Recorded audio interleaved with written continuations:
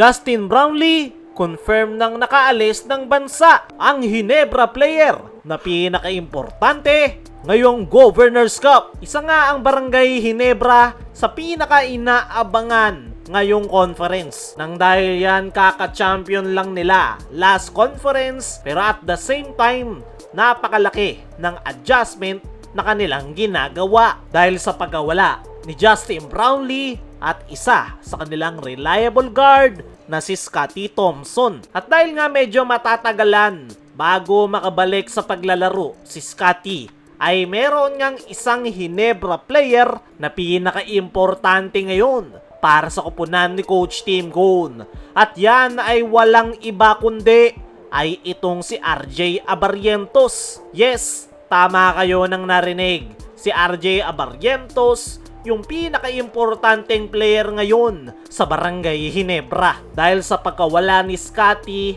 ay kay RJ aasa ang Barangay Ginebra para tumakbo yung kanilang triangle offense.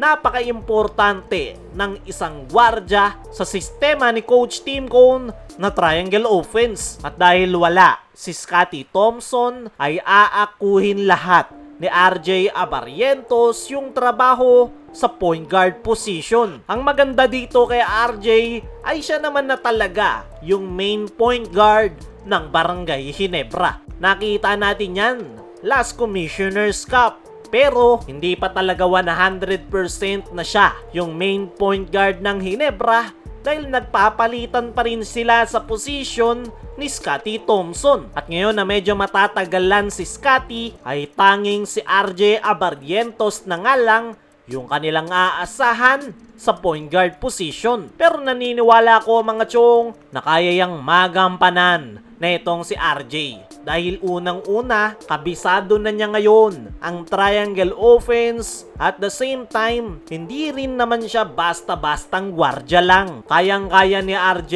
na pumuntos kung kinakailangan. At the same time, kaya niya rin mag-facilitate ng kanilang opensa. Ang magiging malaking challenge lang sa kanya ay wala siyang magiging kapalitan sa kanyang position. Kaya expected na mas malaking playing time yung lalaruin netong si RJ habang inaantay na makarecover si Scottie Thompson. Meron naman siyang makakatulong gaya ni Leonard Pinto, Jeremiah Gray at iba pa, pero iba pa rin talaga yung contribution ni Scottie sa kanilang kupunan. Kaya naman, napakalaking challenge para kay RJ Abarrientos ang paparating na Governors Cup dahil dito talaga masusubukan yung kanyang leadership. Diyan rin makikita kung kaya na ba niyang pangunahan ang Barangay Ginebra nang walang Scottie Thompson. Ang maganda dito kay RJ ay rookie year pa lang niya sa Barangay Ginebra ay nakikitaan na ito ng potensyal na susunod na leader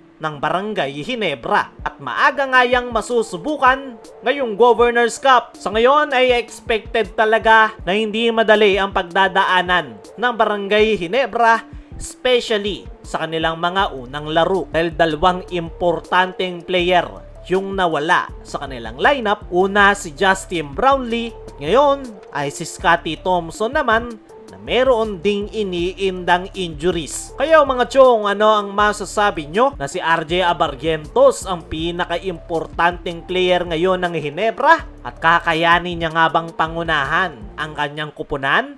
I-comment mo lang dyan sa ibaba. Samantala, Justin Brownlee confirm nang nakaalis ng bansa ilang linggo matapos yung naging stint sa Gilas, Pilipinas. Na itong si Justin Brownlee ay officially nga lang nakumpirma na nakauwi na ito pa US kung saan siya mag-undergo ng recovery sa kanyang mga injuries. Para sa akin mga chong, maganda na hindi pinilit pa ng Barangay Ginebra na paglaruin si Justin Brownlee ngayong Governors Cup dahil kailangan talaga ni Justin Brownlee ng pahinga dahil hindi lang isa o dalawa yung kanyang injuries, kung hindi ay 3 injuries yung kailangan niyang i-recover. Kaya naman, total rest talaga yung kailangan ni Justin Brownlee para makabalik sa paglalaro. Okay na rin yan dahil siya pa rin yung magiging naturalized player ng Gilas, Pilipinas next window